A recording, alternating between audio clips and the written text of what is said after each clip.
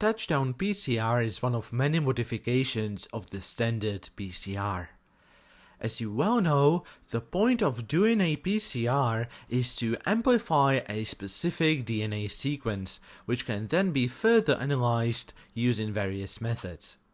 To do this, we use a set of primers that are complementary to the ends of our sequence, but what sometimes happens is that the primers also share some similarities with other DNA sequences in our sample, and we may therefore get a mixture of DNA sequences, some of them completely unwanted.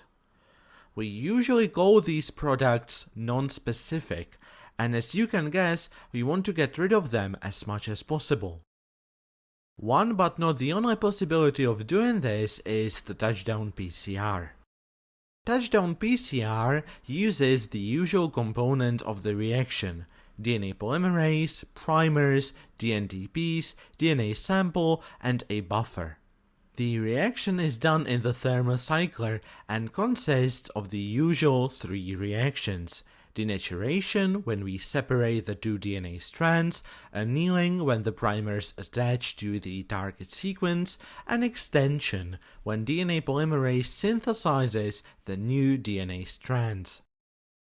Touchdown PCR modifies the temperature of the second reaction, the annealing, with the goal of making the primers anneal specifically to the sequence they were designed for. To achieve this, in the first few cycles, the reaction temperature is higher than usual. This is because under higher temperature, it is more difficult for primers to anneal to sequences that are in any way non-complementary. The problem is that as high temperatures make it more difficult for them to anneal, it also makes the whole reaction less efficient. That is why in the next cycles, the temperature is slowly decreased.